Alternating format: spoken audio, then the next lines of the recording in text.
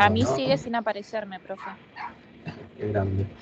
Ahí apareció, profe. Ahora sí, profe. Ahí está, profe. Ok. Bueno, me va a ser difícil remontar estos Tema hoy. tropiezos que vengo teniendo. No. Nos pasa a no, todos, profe, con la virtualidad. Es así. No, a ver, el delay que hay entre que hago un clic para cualquier función y se materializa o se lleva a cabo son como 2 minutos por cada cosa. Entonces, a ver, Pero no sé ¿se si... puede volver a explicar lo de Sí, sistemas de gobierno y el sí, origen? sí. Vamos de vuelta entonces. Perdón que interrumpa, la transcripción está activada, no sé si eso tiene que estar o... ¿Cómo? Lo de transcripción ha iniciado también, dice. No sé si eso... Tipo grabación y transcripción, dice. Ah, sí, eso pasó la vez pasada, sucedió en la última clase, sí. Por las dudas, digo, por las dudas nomás. Sí, Perdón. a ver. Esperen que no me da...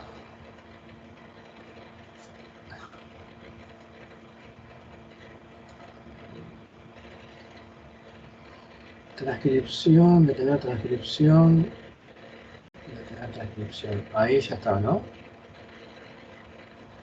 Ahí estaría. Ahí estamos bien. Bueno. Profe, cortó la transcripción. ¿Cómo? Ahí está, profe. ¿Ahora sí? Sí, ya está. Perfecto.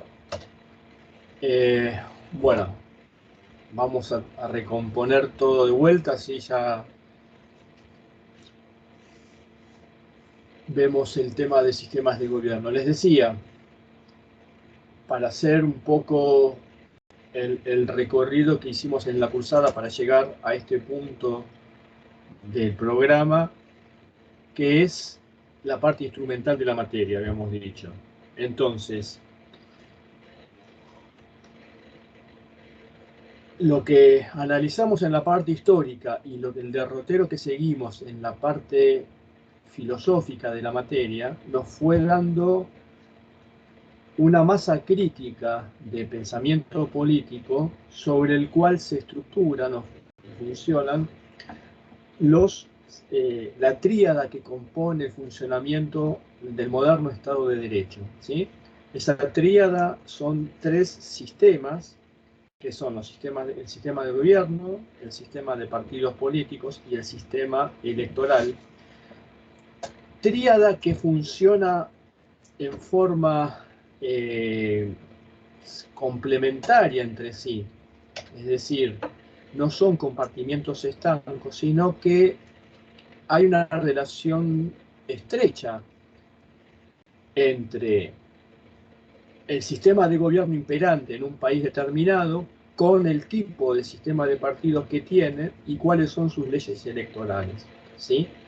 Es decir, uno metodológicamente estudia el tema a partir de, primeramente, el marco teórico, pero después cuando ya tengamos vistos sistemas de gobierno, sistemas de partidos políticos, vamos a ver cómo se van entrelazando y explican el funcionamiento, la dinámica de las modernas democracias, ¿sí?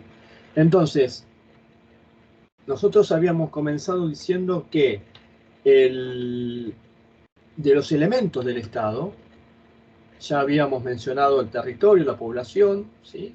Habíamos visto cómo esto da origen a las distintas ramas del derecho público, la aparición del Estado y demás, y que el gobierno surge de la necesidad de corporizar el poder. El poder no se puede palpar, sino que se institucionaliza en órganos de gobierno, y habíamos mencionado que quienes ocupan cargos o los funcionarios que ocupan los cargos de esas instituciones constituye lo que entendemos por gobierno. Les mencionaba recién que la palabra gobierno viene del griego, ahí les escribí, kibernao se pronuncia, que hace referencia, ¿sí?, a lo que es la destreza para manejar el timón o dirigir el timón en una nave, en la navegación. Por eso la metáfora, ¿no?, de llevar la nave del Estado a buen puerto, es una metáfora muy utilizada, significa que justamente la acción de gobernar implica esa función de dirigir a la sociedad, bueno, a lo que habíamos visto en la filosofía clásica, lo que es el bien común, ¿no? Entonces, en el derrotero que fue la parte histórica, nosotros vimos de que las formas de gobierno es un tema recurrente, un tema presente en todos los autores, y que nosotros lo estudiamos a partir de las llamadas tipologías de las formas de gobierno. Habíamos pasado de las formas clásicas, ¿no?, las tipologías clásicas de Platón y Aristóteles, ¿sí?, y ahí fuimos justificando el porqué de la elección, de la preferencia de estos autores sobre cuál o tal forma de gobierno. ¿Por qué la sofocracia en Platón? ¿Por qué la politeia en Aristóteles? ¿Sí? Y el régimen mixto, por caso en Polibio, bueno, Cicerón, y luego ya la Edad Media y la Edad Moderna. A su vez, en ese derrotero de las formas de la tipología de las formas de gobierno, fue dándose una evolución o rupturas en lo que es el pensamiento político, y tenemos que, por ejemplo, aparecen distintos criterios a partir de Maquiavelo, por caso, sale la distinción entre república y principados, ¿sí? Luego, ya más en la modernidad, tenemos el pensamiento de Hobbes y su contrapartida, John Locke, que van a teorizar para justificar ya sea un gobierno absolutista o un gobierno moderado o limitado, que un poco es el germen de lo que es el primer sistema de gobierno, que es el parlamentarismo, ¿sí? Y otro quiebre muy importante en la tipología de las formas de gobierno es Montesquieu, ¿sí? Que Montesquieu cierra esa tradición que se había dado a partir de la exposición que hace Polibio de la República Romana, la importancia de que el poder esté en tensión entre distintas magistraturas, ¿no?, que representan los principios de las formas simples de gobierno. Ustedes se acuerdan, la monarquía, aristocracia, democracia, y paralelamente lo que serían los cónsules, el senado, los tribunados de la plebe. Y esto hace de que a partir de las ideas de Montesquieu, que se definen en la teoría de la separación de poderes, ya aquí hablamos de la existencia de gobiernos democráticos, pero también constitucionales, es decir, la complejidad de los sistemas de gobierno, la palabra sistema en sí, habla de la existencia de mecanismos institucionales que complejizan la actividad de gobierno. Y justamente, ustedes recuerdan que la teoría de la división de poderes implica de que el poder del Estado, que es uno solo, se divide en distintas funciones, tiene distintas funciones que están en distintas manos, no se concentra el poder en una sola para evitar justamente el uso discrecional. El contexto macro histórico tiene que ver con que justamente las revoluciones burguesas trajeron esta novedad de la limitación del poder por parte del Estado y aparecen justamente controles. En el caso de la Revolución Gloriosa, que va a dar origen a la monarquía parlamentaria o el parlamentarismo, el Parlamento está en un pie de igualdad con el monarca. Luego vamos a ir viendo, cuando estudiamos el parlamentarismo, cómo el Parlamento va a ir inclinando la balanza a su favor y hoy en día las monarquías, en cuanto a la figura del rey o la reina, es una figura más bien simbólica que fácticamente o políticamente trascendente, porque el poder real está en el Parlamento, en el caso del parlamentarismo. Pero, a su vez, también las ideas de Montesquieu van, como ya lo hemos estudiado, van a impactar en la segunda revolución, que es la que, o de la cual surge el presidencialismo, que es la revolución norteamericana. Entonces, con la dificultad y el desafío que implicaba llevar la democracia, como habíamos visto, a un gran territorio muy poblado, como eran las ex 13 colonias que luego va a dar origen a los Estados Unidos, aparece la novedad del Estado federal, con los 3 niveles de gobierno, ¿sí? Y la primera constitución escrita, con la cual ahí se materializa esta idea de el control del poder, ya con el establecimiento de todo un andamiaje jurídico que ordena al Estado, establece los distintos poderes, las jurisdicciones, ¿sí? Y todos los aspectos vinculados a quienes ocupan el gobierno. Por eso el esquema de las constituciones es muy parecido, ¿no? Aparece lo que es el preámbulo, lo que tiene que ver primeramente con la Declaración de Derechos y Garantías y Libertades Individuales, y luego la estructura de gobierno, ¿no? Con los 3 poderes y las distintas matices o funciones de cada uno. Y finalmente van a aparecer lo que son los gobiernos estaduales o provinciales en nuestro país, ¿no? Hasta aquí, como introducción, esta idea de contextualizar, como les decía, lo que es el tema del gobierno, ¿no? Del sistema de gobierno. ¿Hasta acá estamos bien, chicos? Ustedes me van diciendo. Sí, profe, ¿se entiende? Sí, profe, va bien. Perfecto. Entonces,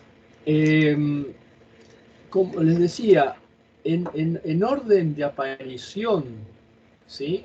El parlamentarismo es el primer sistema de gobierno moderno que surge en Inglaterra y luego va a tener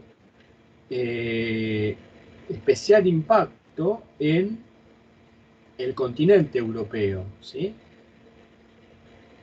En el caso de Inglaterra, el origen era justamente limitar la monarquía absoluta y pasar a una monarquía constitucional, ¿sí? Es decir, una monarquía en la cual hay una limitación del poder y hay una doble legitimidad, la del rey y la del parlamento.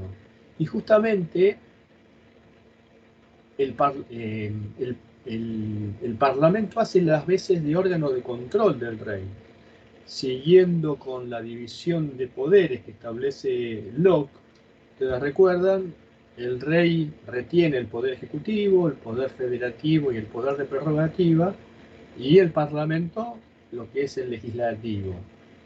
Pero paulatinamente, porque no es que en 1688 aparece el parlamento tal cual lo conocemos hoy, sino que el pasaje de esta monarquía constitucional a una monarquía parlamentaria se fue dando a lo largo del siglo XVIII, es decir, el siglo siguiente, 2 siglos después, cuando cambia la dinastía en Inglaterra, bueno, la dinastía de los Hanover, ¿no? Y ya el Parlamento definitivamente comienza a tener el poder real, aparece la figura importantísima de lo que es el primer ministro, y el rey comienza o el poder real comienza a quedar relegado a una función simbólica, a una función de símbolo de la unión nacional, algo tradicional, ¿no? Entonces, dentro del parlamentarismo, nosotros vamos a ver ahora, hay varios tipos. Igualmente, nosotros vamos a estudiar lo que es el parlamentarismo clásico, ¿no? Pero tenemos que hay además del parlamentarismo clásico, tenemos que hay un parlamentarismo de convención o asamblea y un parlamentarismo de gabinete. Pero no se preocupen porque solamente nosotros vamos a ver el modelo clásico que tiene que ver con el sistema de gobierno que aparece en Inglaterra. Por otro lado, en la otra vereda de los sistemas de gobierno, aparece la figura del presidencialismo. Insisto con lo que había mencionado antes, que... Profe, sí. me surge una duda. Sí. Dentro del parlamentarismo, ¿hay una forma que es la república parlamentaria que tiene presidente? Sí, a ver. Por eso me hago la duda. Hay dos tipos de gobierno parlamentario, las monarquías parlamentarias y las repúblicas parlamentarias. Claro. Tu duda es correcta, está bien planteada, porque por caso Alemania, por ejemplo, es una república parlamentaria, ¿sí? En la cual hay un presidente y está la figura del canciller o primer ministro. En realidad tenemos que hablar de la existencia de jefes de Estado y jefes de gobierno, ¿sí? Sí, pero no se vota, o sea, no lo vota, lo vota el Parlamento, el presidente. No, en realidad, ya lo vamos a ir desgranando eso. En los sistemas parlamentarios, ya sean repúblicas o monarquías, la gente lo que vota es al jefe de gobierno, que adopta según el país, adopta diferentes nombres. Yo les ponía el caso de Alemania justamente porque hay un presidente, lo mismo en Italia, por ejemplo, pero también hay, obviamente, monarquías parlamentarias. En Inglaterra se habla del primer ministro, en España, que es una monarquía constitucional, se habla de presidente de gobierno, en Alemania se habla del canciller, ¿sí? Pero para unificar criterio hablamos de jefe de gobierno. La distinción entre jefaturas, ¿no? Jefatura de Estado y jefatura de gobierno, nos va a servir para analizar y diferenciar el parlamentarismo del presidencialismo, ¿sí? Yo les voy a poner en pantalla ahora lo que sería un cuadro comparativo que vamos a utilizar para analizar estas dos formas, estos dos sistemas de gobierno, ¿sí? Pero, insisto, respondiendo a la pregunta de recién, hay que tener en cuenta de que en lo que atañe a las jefaturas del poder del Estado, hablamos de dos. La diferencia que hay entre el parlamentarismo y el presidencialismo es que en el primero hay una dualidad de jefaturas, ¿sí?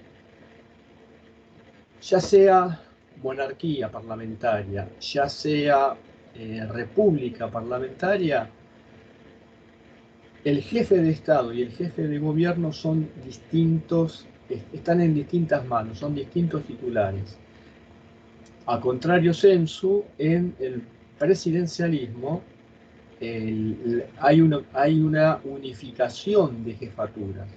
El presidente es jefe de Estado, es decir, representa al Estado Nacional, pero también es jefe del gobierno, de la administración, ¿no? Entonces, esa es una de las grandes diferencias que hay entre ambos sistemas de gobierno, ¿sí? Yo les voy a poner ahora en pantalla, para graficarlo mejor, cómo vamos a encarar el estudio de los dos sistemas de gobierno. A ver, ¿dónde está para compartir la pantalla?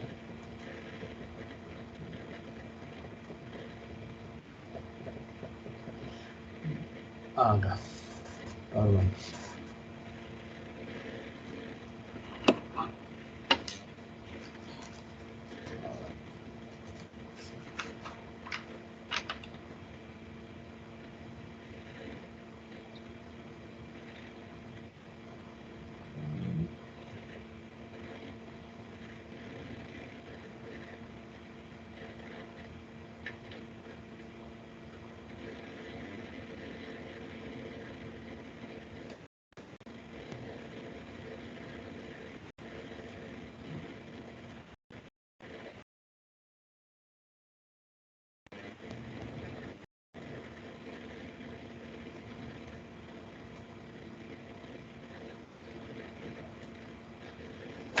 Suena todo mal ahí.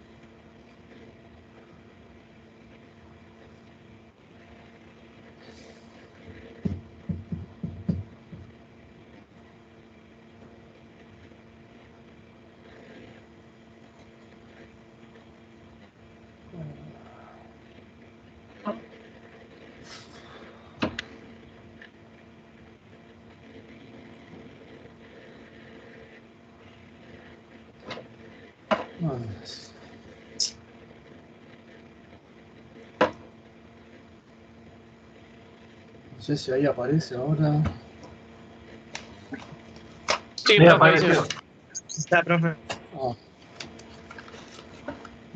No sé qué le pasa, que está tan lento todo. Nosotros, bueno, vamos a analizar los dos sistemas de gobierno a partir de estos criterios de diferenciación, ¿no? Es decir, distintos parámetros. Lo que tiene que ver con la fuente de legitimidad, con lo que tiene que ver con la estructura del Poder Ejecutivo y la cuestión de cómo se aplica la separación de poderes, esto es, la relación que hay entre el poder legislativo y el poder ejecutivo, ¿sí? Volviendo, bueno, acá ya un poco está la respuesta, ¿no? Pero lo importante es, a partir de lo que estamos viendo, avanzar sobre cada uno de los sistemas de gobierno, ¿sí? les decía entonces que en el sistema parlamentario, primeramente el primer dato a considerar es que hay una dualidad de jefaturas, ¿sí? Una jefatura de Estado y una jefatura de gobierno, ¿sí? Independientemente de que se trate de una monarquía parlamentaria o de una república parlamentaria, esa dualidad se mantiene. Varía, obviamente que si es una monarquía va a ser el jefe de Estado, el rey o reina, y el jefe de gobierno adopta distintos nombres según el país, ¿no? Primer ministro, el ejemplo más clásico es Inglaterra, presidente de gobierno, como sucede en España, canciller, como se da en Alemania, ¿sí? Y en el caso de las repúblicas parlamentarias hay un presidente que generalmente tiene la misma función del rey en las monarquías parlamentarias, que es la de representar al Estado, a la nación, en el exterior, ¿sí? Una función protocolar, y también tiene algunas acciones formales. En el caso de las monarquías, por ejemplo, a formar gobierno cuando hay elecciones, o en el caso de las repúblicas, también tiene la potestad de pedir al Parlamento que forme gobierno, pero básicamente es una función protocolar, simbólica, y en el caso de las repúblicas, siempre quien es electo presidente es una suerte de cargo honorífico, ¿no? En el sentido de que es un político de larga data, con una trayectoria, y simboliza un poco lo que es la unión nacional. Pero el poder real va a estar en manos del primer ministro, que es el jefe del gobierno. Cuando decimos jefe de gobierno, decimos jefe de la administración pública, de lo que es el titular del poder ejecutivo, ¿sí? Por eso volvemos a la cuestión de lo que son las funciones del poder del Estado, ¿sí? Así como el poder legislativo es el que sanciona las leyes y el judicial tiene el control de constitucionalidad, el titular del Ejecutivo, es decir, el jefe de gobierno, es quien está a cargo de la administración del Estado, ¿sí? Ejecuta las leyes y se encarga de la administración del Estado. ¿Hasta acá estamos bien, chicos? ¿Hasta acá me siguen? Sí, profe. Sí, profesor. Sí, profe. Bien. Sí, profe. Sí, profe. Ahora, para ver las diferencias que hay entre ambos sistemas, por un lado está lo que ya hemos estudiado, el contexto histórico, por qué el Parlamento y por qué el presidente, ¿no? En el caso de Inglaterra y Estados Unidos y su posterior expansión. Pero justamente estos criterios de diferenciación nos van a servir para entender la dinámica de cómo funcionan ambos sistemas. En el primer criterio de diferenciación, que es este que llamamos la fuente de legitimidad, significa quién le da el poder al jefe de gobierno en el sistema parlamentario y quién le da el poder al presidente, ¿no? Porque en el caso del presidencialismo, dijimos, hay una unidad de jefaturas. Jefatura de Estado y jefatura de gobierno se concentran en la figura del presidente, ¿sí? El presidente representa en el exterior al Estado Nacional, pero también está a cargo de la administración de los asuntos del Estado. A diferencia, en el Parlamento hay una dualidad. Uno se encarga de la representación en el exterior y otro se encarga de la administración. Esa es la primera gran diferencia que hay. Ahora, la cuestión es, ¿cómo se elige? ¿Cuál es el origen del poder en ambos sistemas de gobierno? Y aquí tenemos una diferenciación, que en el sistema parlamentario decimos que la fuente de legitimidad es indirecta. ¿Qué significa esto del carácter indirecto?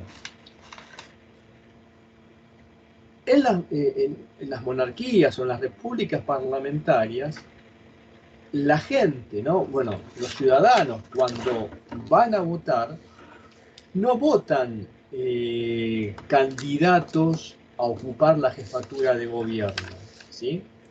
Lo que van a elegir justamente, si de hecho el acento está puesto en el Parlamento, la gente en los sistemas parlamentarios cuando vota para ocupar escaños, aquí diríamos bancas, ¿no?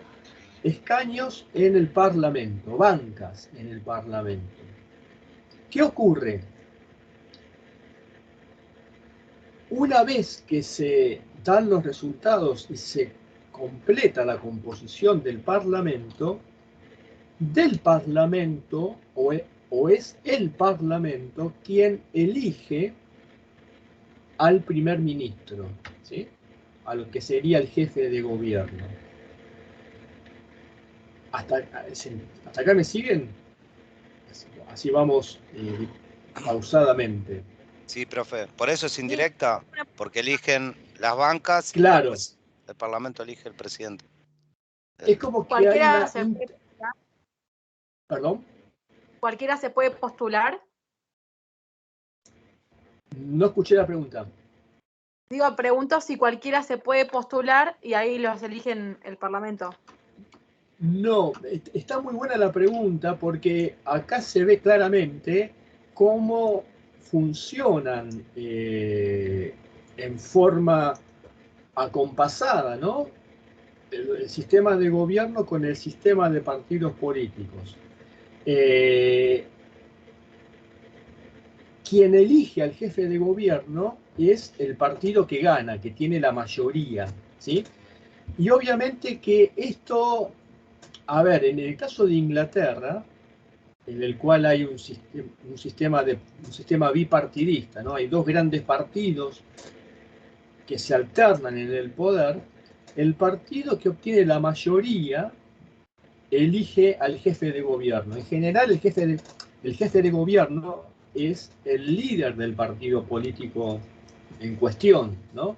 Entonces, uno sabe que, por ejemplo, actualmente en Inglaterra, el primer ministro es Boris Johnson, ¿sí? Del Partido Conservador.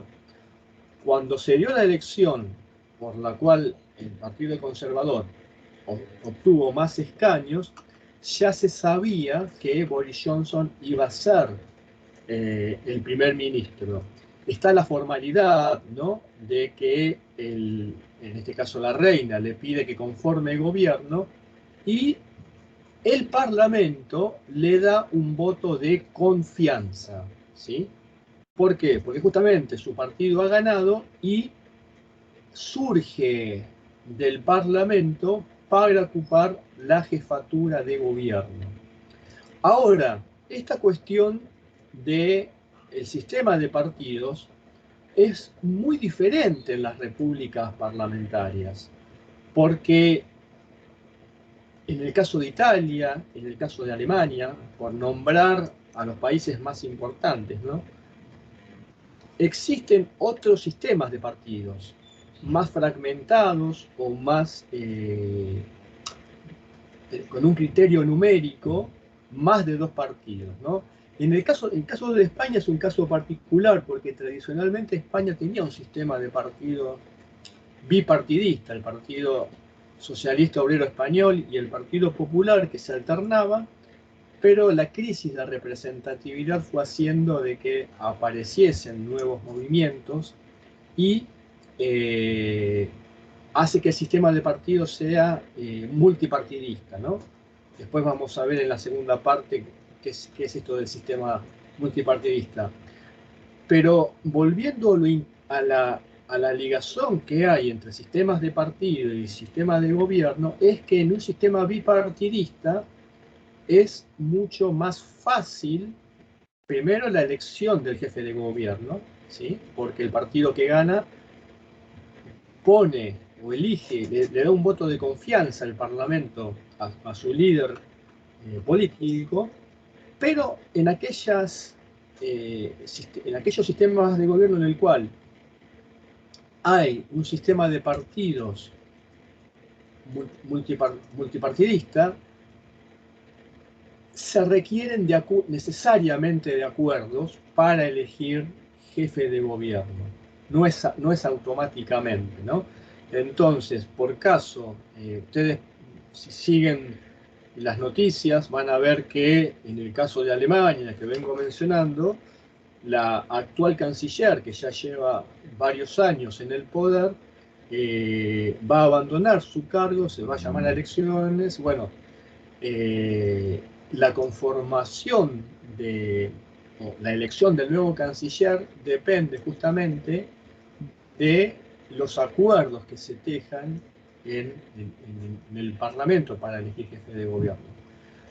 En el caso de los sistemas bipartidistas, como es el sistema inglés, esto es mucho más sencillo, ¿no? Porque automáticamente el partido que gana pone como jefe de gobierno a su líder político. Ahora, pasamos al presidencialismo.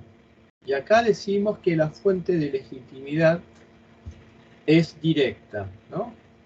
Siempre tengamos en cuenta que en el presidencialismo hay unidad de jefatura, ¿sí? Entonces,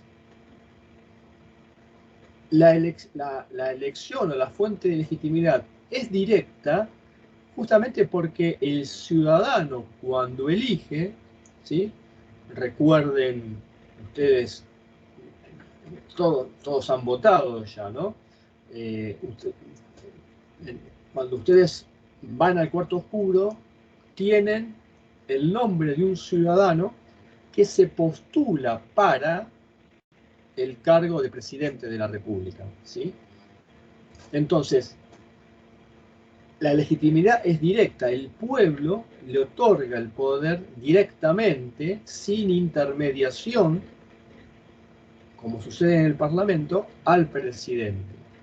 Y acá hay que hacer una aclaración que es que puede surgir la cuestión acerca de que en el sistema norteamericano, ¿sí?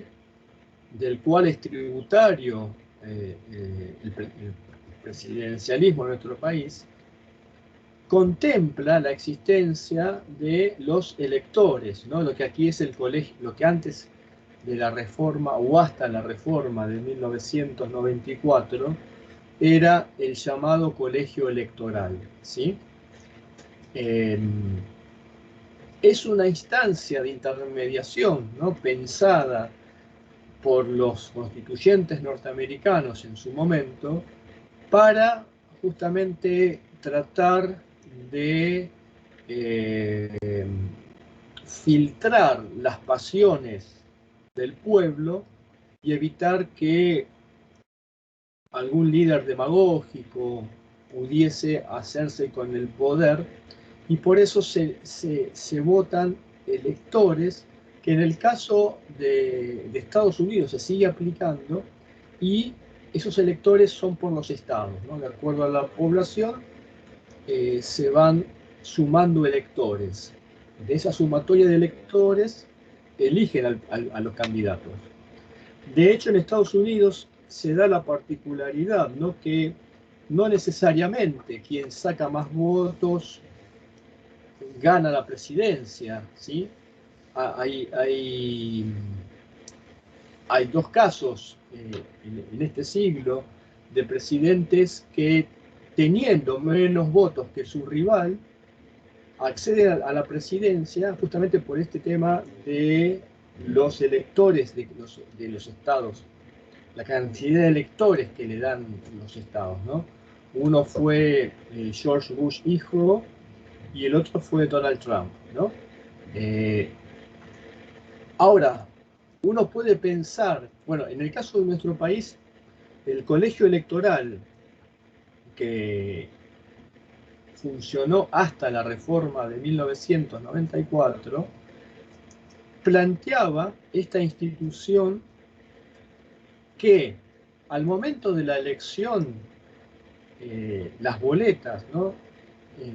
Por ejemplo, en el año 83, en el año 89, cuando ustedes ven esas boletas, aparece los nombres del ciudadano que se postula, bueno, en su época Alfonsín y Luder, bueno, los más conocidos en el 83, Menem, Angelos en el 89. Debajo de los nombres de los candidatos aparecía todo un listado que eran los electores, ¿no? Que iban al colegio electoral y ellos elegían a quién iba a ocupar el cargo de presidente y vicepresidente. Eso puede llamar a confusión, eso puede llamar a pensar de que, bueno, un colegio electoral es una intermediación, pero en realidad, cuando el ciudadano vota, justamente está votando para elegir presidente. La diferencia con el parlamentarismo es que uno está votando para elegir parlamentarios que van a ocupar bancas. Y los parlamentarios eligen al jefe de gobierno, ¿sí? La postulación que hay en el parlamentarismo es para justamente las bancas. En el caso del presidencialismo, la postulación es para la jefatura de Estado, de gobierno, ¿no? Entonces, ahí tenemos que la fuente de legitimidad del presidencialismo es directa, ¿sí? Otro punto importante en cuanto a las diferencias que hay entre el parlamentarismo y el presidencialismo tiene que ver justamente con la cuestión de la duración de los mandatos, ¿sí? En el caso del Parlamento, el jefe de Estado va a durar en tanto y en cuanto tenga la confianza del Parlamento. Yo les hablaba al comienzo de lo que es el voto de confianza, ¿sí? El Parlamento le da el poder al jefe de gobierno, pero así como le da el voto de confianza, se lo puede quitar, ¿sí? Entonces, cuando ustedes ven, por ejemplo, el caso de la canciller Merkel o el caso de primeros ministros como, en su momento Margaret Thatcher, en España Felipe González, Pedro Aznar, no sé, Berlusconi, en Italia, bueno, Tony Blair en Inglaterra, ¿no? La duración en el tiempo depende justamente de la capacidad de negociación de negociación y de gestión, ¿no? Para mantener la confianza del Parlamento. Porque el Parlamento tiene mecanismos para nombrar, pero también para remover al jefe. Sí. ¿Tiene que ver con la noción de censura? Exactamente. La noción de confianza y la noción de censura. El voto de confianza y la moción de censura. La moción de censura es cuando el Parlamento justamente le retira la confianza. Igualmente, eso se resuelve a partir de la votación que se da en el Parlamento, ¿no? Una votación interna del Parlamento, a simple mayoría, diríamos. Si la mayoría sostiene al primer ministro, o si la retira el voto de confianza, ahí se tiene que llamar a elecciones, ¿no? También hay generalmente es la oposición la que presenta esta moción de censura hacia el primer ministro. Lo que debe tener ahí es la mayoría para poder remover a ese primer ministro. En el caso de los sistemas bipartidistas, ¿no? Como en el caso de Inglaterra, es muy difícil que el partido que está en el gobierno, su primer ministro, su jefe de Estado, sea removido, ¿sí? Justamente porque tiene mayoría. Lo que sí también hay otro mecanismo que tiene el Parlamento, que es que el propio jefe de Estado puede revalidar su legitimidad a partir de pedir él un voto de confianza. Ejemplo, me acuerdo el caso de España, por ejemplo, en su momento, durante la jefatura de Pedro Aznar, por ejemplo, ¿no? Del Partido Popular, que es un partido de centro derecha, ¿no? El Partido Socialista Obrero Español de centro izquierda. Cuando fue el momento de la Guerra del Golfo, luego del fin de la Guerra Fría, justamente la política de España de enviar tropas, ¿no? Era un tema muy controversial, un tema que estaba en discusión. Entonces, en esos momentos, el jefe de gobierno, el presidente de gobierno, como se llama en España, pide un voto de confianza. En el caso de España, es que en esos momentos había un sistema bipartidista, pero también están los partidos regionales, ¿no? Que tienen sus escaños.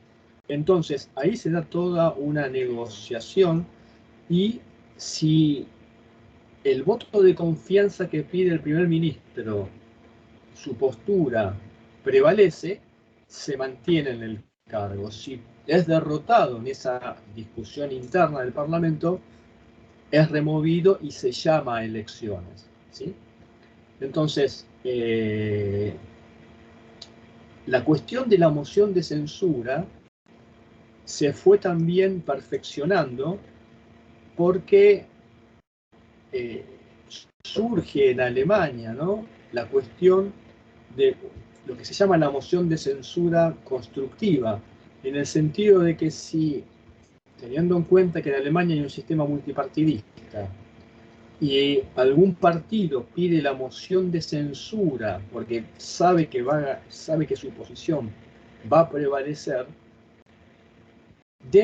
para que la moción de censura prospere, ya debe garantizarse de que al momento de remover al jefe de gobierno ya tiene un gobierno armado. Cuando decimos gobierno armado es el jefe de gobierno y sus ministros, el primer ministro y sus secretarios, ¿no? Tengamos en cuenta que en el parlamentarismo el Ejecutivo, por eso acá en el segundo criterio de diferenciación hablamos de un carácter colegiado, la estructura del Ejecutivo es colegiada porque está el primer ministro y sus secretarios, ¿sí? El primer ministro es un primus inter pares. ¿Por qué? Porque todos provienen del Parlamento, pero hay uno que es la cabeza del Ejecutivo y es responsable ante el Parlamento, ¿sí? Debe rendir cuentas al Parlamento. A diferencia de lo que es el sistema parlamentario, en el presidencialismo, ¿sí? Como sucede en nuestro país, la estructura del Poder Ejecutivo es unipersonal, es decir, la legitimidad directa que se le da al presidente, el titular del Ejecutivo Nacional es el presidente de la Nación, ¿sí? Y sus ayudantes son los secretarios de Estado o ministros y son responsables ante el presidente, no ante el Congreso. Eventualmente, los ministros de un presidente pueden ser interpelados en el Congreso, pero la responsabilidad es ante el presidente, ¿sí? Quien los nombra y quien los remueve, ¿sí? Hasta acá estamos bien, chicos, me van preguntando cualquier cosa. ¿Estamos bien? Sí, sí, profesor. Perfecto. Entonces, siguiendo con estos criterios de diferenciación, pasamos ahora a lo que es la cuestión del principio de la división de poderes, ¿no? O la relación de poderes. Ustedes fíjense que acá decimos las relaciones que se dan entre el poder legislativo y el poder ejecutivo, ¿sí? ¿Qué significa esto? La cuestión de fondo es ver el nivel de separación que hay entre ambos poderes, si es rígido o si es más permeable entre ambos. Ustedes fíjense que acá en el parlamentarismo se habla de fusión de poderes, ¿no? Dice interdependencia por medio de su integración, la fusión de poderes. ¿Qué significa esto? Lo que veníamos hablando, que está relacionada con la fuente de legitimidad, que es indirecta, dijimos que la estructura de ese poder ejecutivo de carácter colegiado surge del Parlamento. Es decir, el poder ejecutivo surge de la composición del legislativo, ¿sí? Entonces, hay una relación, un funcionamiento de fusión de poderes, ¿no? Necesariamente los ministros y el jefe de gobierno tienen que ser primero parlamentarios y son responsables ante el Parlamento. Y su permanencia, su duración, depende justamente de que el Parlamento les mantenga ese voto de confianza, ¿sí?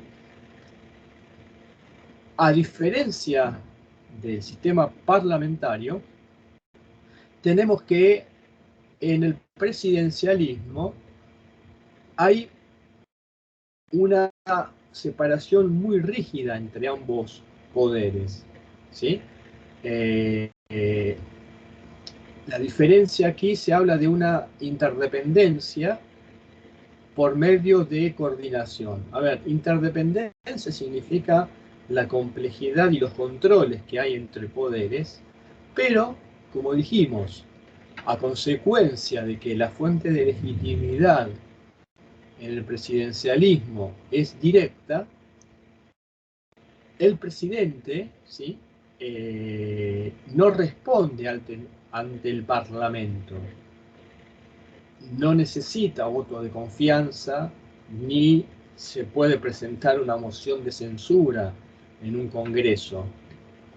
Si bien está la figura del juicio político, lo cual es muy atípico, casi impracticable, ¿no? Si bien está contemplado en la Constitución, pero no han habido casos. Bueno, en el caso de Brasil sí, ¿no? En su momento Collor de Mello, también con Dilma Rousseff, pero refiriéndome a la Argentina, el presidente tiene una legitimidad directa, no es responsable ante el Congreso. Entonces, eso hace de que deba existir sí una coordinación, ¿no? Entre ambos poderes. En el caso del Parlamento, insisto con esta idea, la confianza, el voto de confianza es lo que hace a la vinculación en el tiempo. Y acá tenemos otra diferencia, que es que en los regímenes presidencialistas ya está establecido la duración del mandato, ¿sí? En nuestro país, ustedes ya saben que actualmente la duración del mandato presidencial es de 4 años y la posibilidad de una reelección consecutiva, ¿sí? Previamente, o antes de la reforma de 1994, la duración del mandato era de 6 años y no podía haber una reelección directa, consecutiva, perdón. El único caso en el cual se dio antes de la reforma, en la cual un presidente ocupó, un mismo ciudadano ocupó 2 veces la presidencia, fue el caso de Julio Argentino Roca, ¿no? Porque en el caso, ustedes pueden decir, bueno, está el caso en el siglo XX de Perón, ¿no? Pero en el caso de Perón hubo una reforma completa de la Constitución, con la Constitución de 1949, que permitía la reelección consecutiva, ¿sí?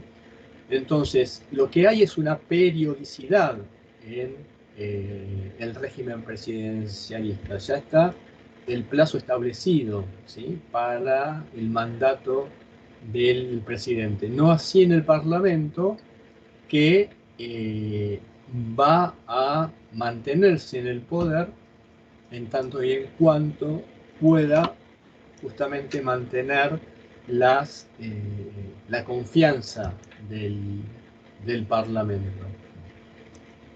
Hasta acá, chicos, estamos bien. Sí, profe, bien. Bien, profe. Sí, Bueno. profe, bárbaro. Sí, profe. Igualmente, este cuadro lo vamos a subir luego a la plataforma para que ustedes lo tengan y complementen, ¿no?, con las lecturas que tienen del texto respectivo. Lo que sí es importante, yo les decía,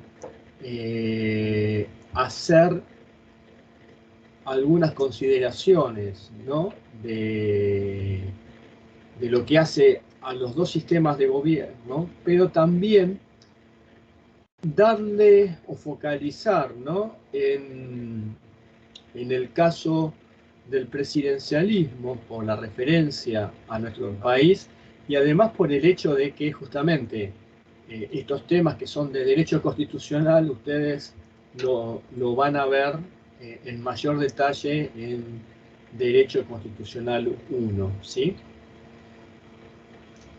Me voy a referir concretamente a aquellos artículos, ¿no?, en los cuales la Constitución trata acerca de la forma de gobierno o el sistema de gobierno que adopta, ¿no?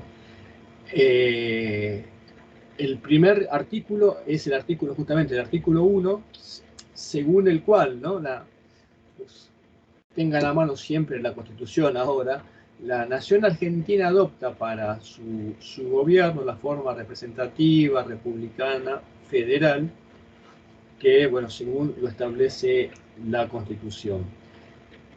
El primer punto que es importante destacar es el carácter, fíjense ustedes, ¿no?, representativo de este sistema de gobierno, republicano y federal. En cuanto a la representatividad, ¿sí?,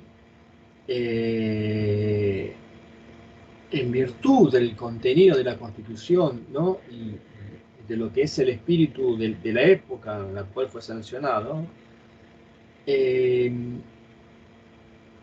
teniendo en cuenta las ideas vigentes, ¿no?, las ideas del siglo XIX, nuestro gobierno presupone una democracia representativa en la cual justamente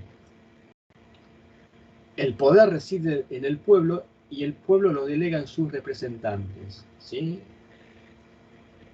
Hay dos tipos de democracia, ¿no?, que hemos visto a lo largo de la parte histórica, que son la democracia directa o pura, que es casi imposible, y la democracia indirecta o representativa.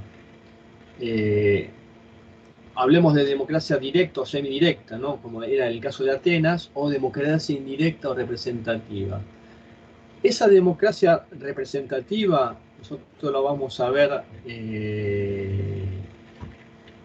en lo que es el artículo 39, el artículo 36 y 39 de la Constitución, ¿sí? En donde se hace referencia justamente a esta forma de representación. En cuanto a la forma republicana de gobierno, ¿sí?, como ustedes saben, primeramente, el término república deriva de la unificación de dos términos latinos, res y pública, la cosa que es de toda, la cosa que es común, ¿no?, del pueblo, y que la república va a tener una serie de características que son las que hemos visto, ¿no?, en su momento en la experiencia democrática en Atenas. Una república tiene como requisitos, primeramente, lo que era la isonomía, ¿no?, la igualdad ante la ley, ya que una vez que se asegura la libertad de los ciudadanos, la igualdad de los mismos ante el Estado es un derecho, ¿sí?, justamente que emerge del espíritu democrático de la Constitución. Luego tenemos lo que es la elección, que veníamos diciendo antes, la elección directa de las autoridades, que justamente esa es la esencia de la democracia indirecta, ¿no? La importancia de la soberanía popular está detallada o mencionada en el artículo 33 de la Constitución. Yo ahora después vamos a repetir estos artículos para que ustedes los tengan, ¿sí?, y lo vamos analizando. Otra característica de lo que es la república es la división de los poderes del Estado, ¿sí? Esto ya hemos mencionado, creo que muy detalladamente, ¿no?, el tema de las distintas funciones del poder del Estado, que deben estar coordinadas y equilibradas, ¿no? Esa coordinación y ese equilibrio posibiliten una dinámica, funcionamiento armónico del Estado, ¿sí?, y que justamente esa lógica de que el poder controla el poder, o que la tensión entre poderes genera equilibrio, está en la base, ¿no?, de esta separación de poderes. Otro punto importante es el que les mencionaba hace unos momentos, que es el de la periodicidad de los mandatos, ¿sí?, la limitación en el tiempo de los cargos representativos, ¿sí?, es decir, hay un lapso determinado, hay una renovación periódica de los gobernantes. Bueno, de hecho, venimos, ¿no?, de una elección de medio término, ¿no?, si bien es de legisladores, hay una renovación, ¿no?, a partir del sufragio popular. La lógica también de la periodicidad y de los mandatos consecutivos en la jefatura de gobierno, en lo que sería el presidente, en los cargos ejecutivos, en nuestra Constitución, si bien también sigue el modelo norteamericano, en su momento Alberdi había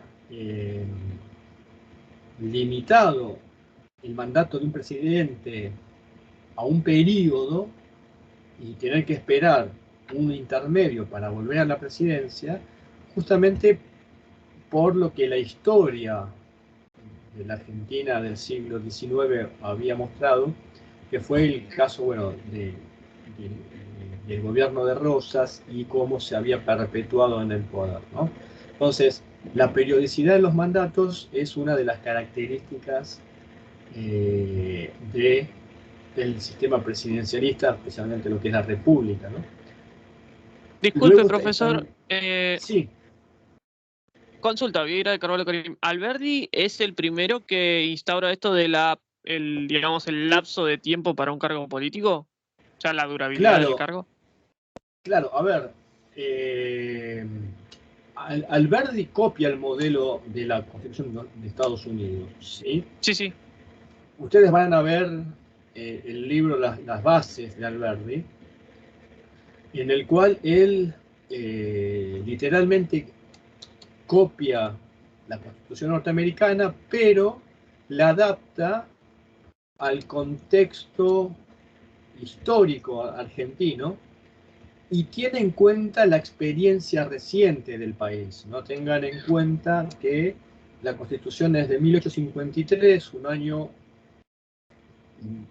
posterior, ¿no?, de la caída de Rosas, luego de Caseros, y lo que él ve es que justamente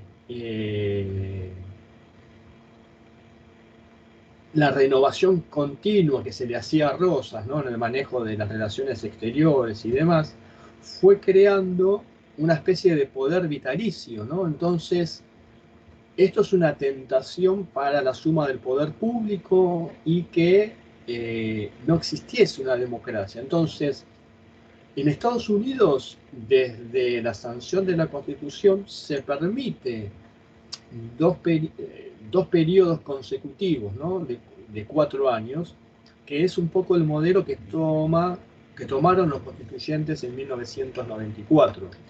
Pero originariamente en nuestro país Alberdi puso esa cláusula de 6 años en la duración del mandato, pero sin la chance de una reelección consecutiva, ¿sí? Como les decía, otro caso, pero que tuvo que ver con una reforma casi completa, fue la Constitución justicialista, llamada así, de 1949, en la cual básicamente, a ver, tanto la reforma del 49 como la reforma del 94, lo que se buscaba justamente era modificar esa cláusula constitucional que impedía la reelección consecutiva, ¿sí? El caso más reciente del 94 ustedes ya lo habrán visto en Historia Argentina, con el famoso Pacto de Olivos y justamente la pretensión, la expectativa que tenía en ese momento el presidente Menem de ser reelecto, se pudo concretar a partir de una reforma en la cual se establece justamente, bueno, un achicamiento, un acortamiento de la duración del mandato a 4 años y una reelección consecutiva, ¿sí? Por eso, cuando uno dice los 10 años de presidencia de Menem se deben a que fue una especie de puente, ¿no? Venía con el modelo del 53 y luego con el acotamiento, ¿no? Los 4 años suman los 10 años. Después la posibilidad de la reelección, bueno, que terminó en la nada, es un tema de debate, ¿no?, un tema más político, pero lo cierto es que la experiencia histórica, casi el medio siglo de guerras civiles, el caudillismo y demás, hace de que justamente Alberdi piense en esa limitación del mandato presidencial. Otros 2 o 3 puntos que quedarían para ver acerca de lo que es las notas distintivas de la República es, por un lado,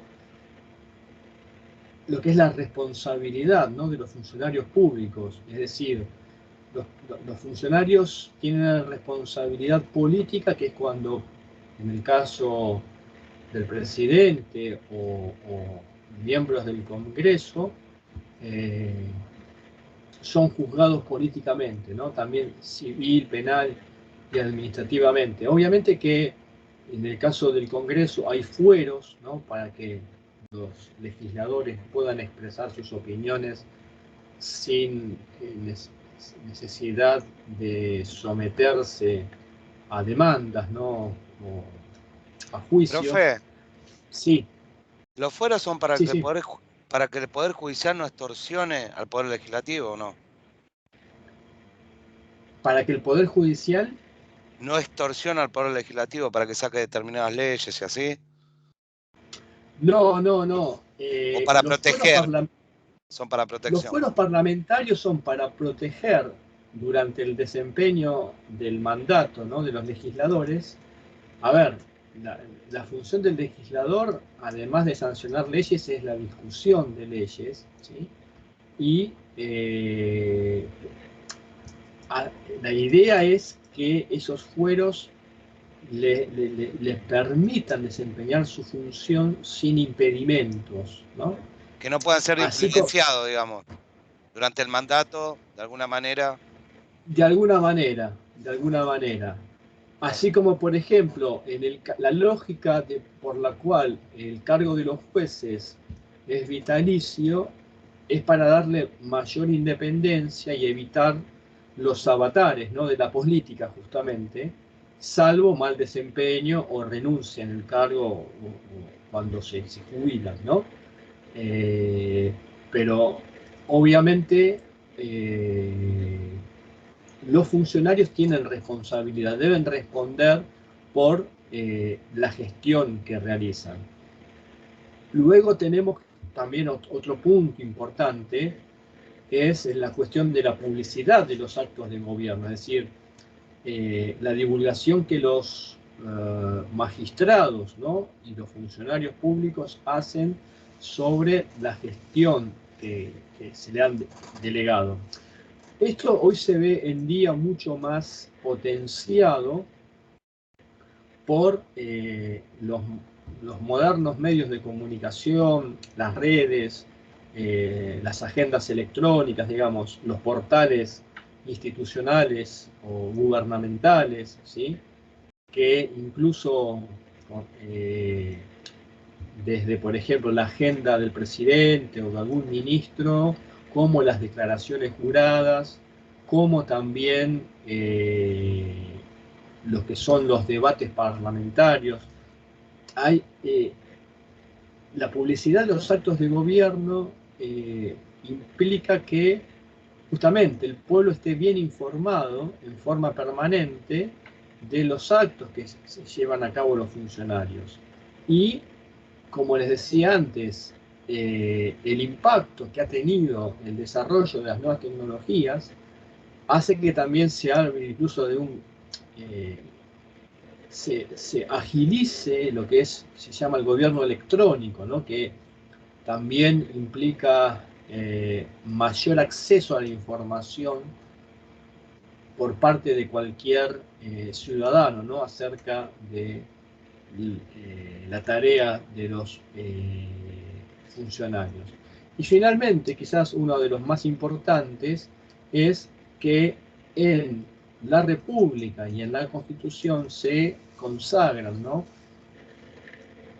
Lo que son los derechos, obligaciones y garantías individuales. Un poco lo que veníamos diciendo, ¿no? Toda la trayectoria histórica que venimos estudiando es para mostrar cómo llegamos o cómo se fue limitando, recortando el poder discrecional y luego de las revoluciones burguesas termina garantizándose, ¿no?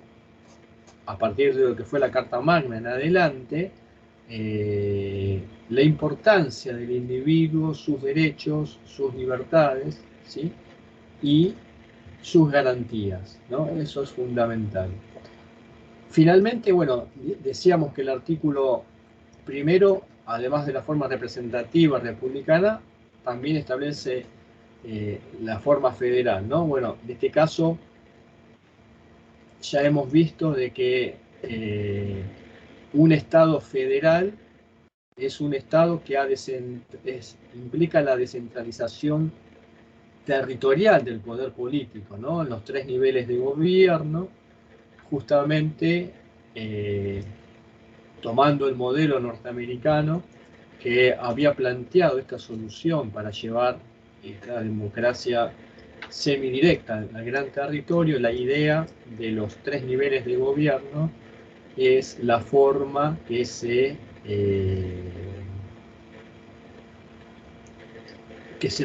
pudo llevar a la práctica lo que era esa idea de la democracia al estilo que planteaba Rousseau, ¿no? Del contrato social, de la participación directa, ¿no? Básicamente en lo que en nuestro país son los municipios, o en Estados Unidos eran los condados, ¿no? La unidad política más pequeña, ¿sí? Bueno, yo les decía que en la Constitución, ¿no? Les había mencionado una serie de artículos que tienen que ver con el sistema de gobierno. El artículo 1, en el caso de lo que es la figura del presidente, o justamente del presidencialismo, ustedes tienen el artículo 87, ¿no? Permítanme que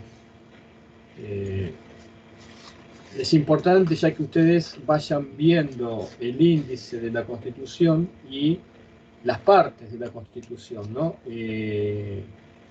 Lo que es la segunda parte de la Constitución, ustedes tienen el título primero, que se refiere a los poderes del Estado, y dentro de ese título primero ustedes tienen en el capítulo segundo, lo que es la sección segunda, perdón, lo que es la conformación del poder ejecutivo, ¿no? Justamente el artículo 87 de la Constitución es el que establece, ¿no?, la figura del presidente de la nación, ¿sí? En ese capítulo, en el capítulo primero, ustedes van a ver todas las calidades, duración del mandato, las características que tiene el ejercicio, ¿no?, de esa función. Es importante también que tengan en cuenta, cuando hoy vamos a ver seguidamente los sistemas de partidos, la semana que viene vamos a ver los sistemas electorales, ¿sí?, que ya comiencen a familiarizarse con la Constitución, por el hecho de que en lo que serían los sistemas electorales, nosotros vamos a ver cómo se eligen las autoridades federales, es decir, presidente y vicepresidente y los legisladores, ¿no?, senadores y diputados nacionales, ¿no? Entonces, ya lo que es la segunda parte de la Constitución, ¿no?, que tiene que ver con el gobierno federal, nosotros le vamos a pedir ya que ustedes sepan la duración del mandato de los legisladores y las calidades, es decir, los requisitos que se les piden, y especialmente en el caso del Poder Ejecutivo, la forma de elección, ¿no? La reforma del 94 trajo aparejado la incorporación de la figura del sistema de doble vuelta o balotaje, ¿no?, que en la Constitución de 1900, hasta la reforma del año 94, no estaba contemplada, ¿sí? ¿Hasta acá estamos bien, chicos?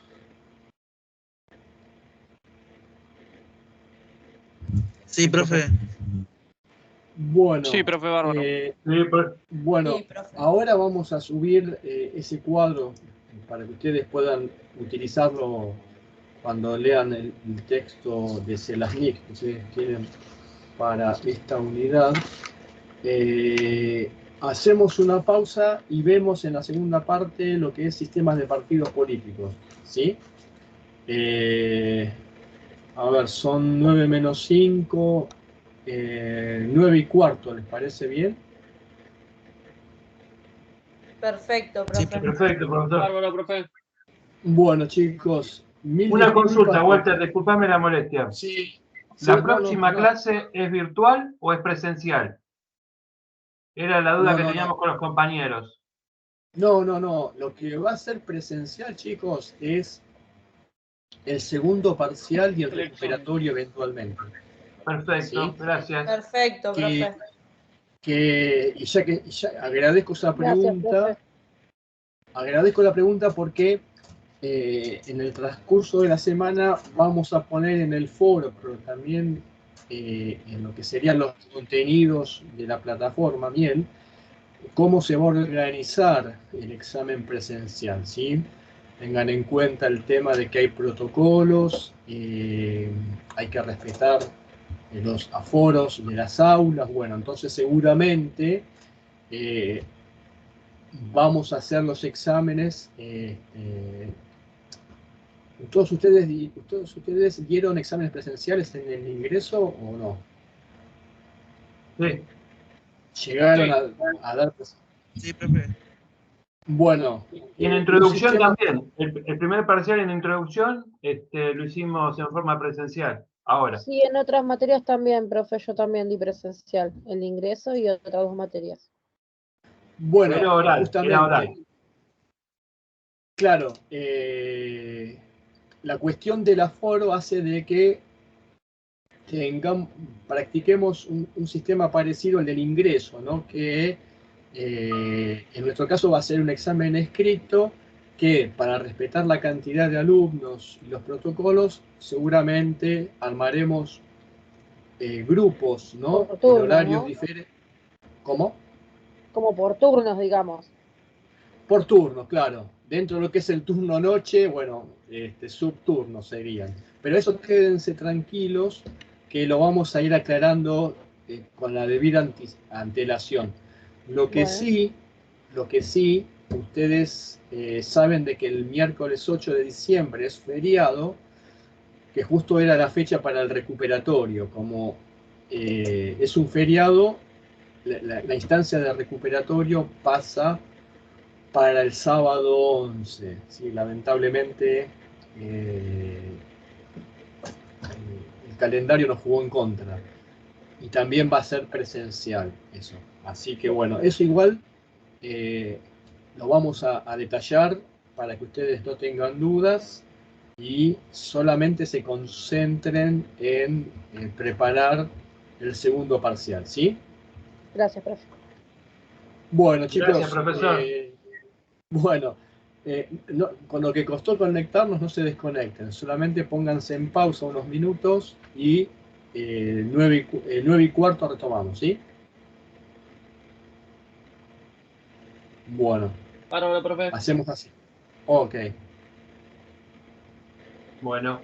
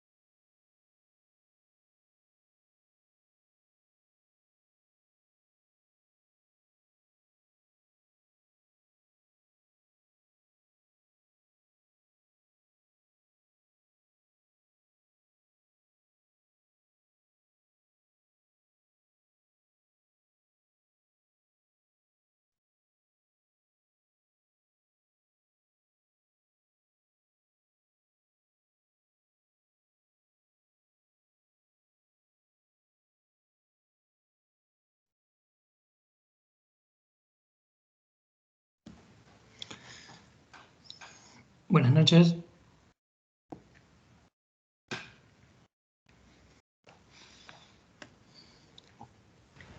Buenas noches, profe. ¿Cómo están?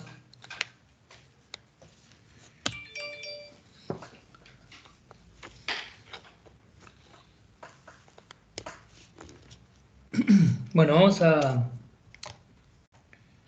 ir empezando.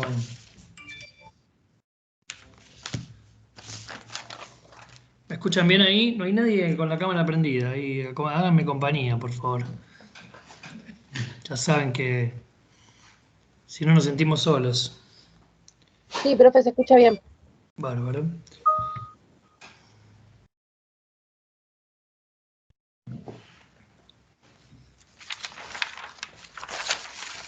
Como acá unas cosas que tengo. Bueno, ¿cómo están? ¿Bien? Mientras se suman algunos compañeros más. Estuve escuchando un poco la clase de Walter. Sé que tuvieron algunos inconvenientes técnicos al principio. Pero bueno, ya saben que esto forma parte de lo que puede pasar. Porque a veces no está al alcance nuestro la tecnología. Sé que lo entienden, pero vale reforzar esta cuestión.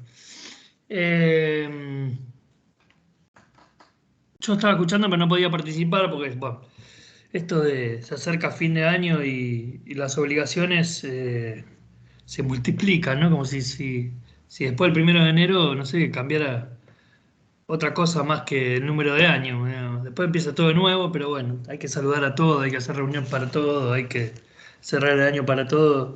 Y Walter, la verdad que tuvo la amabilidad de bancar la primera parte, entonces yo ahora voy a hacer lo mismo con él. Profe, Sí, sí. disculpe que lo interrumpa. ¿Le puedo hacer una consulta? Sí, El no sé miércoles que viene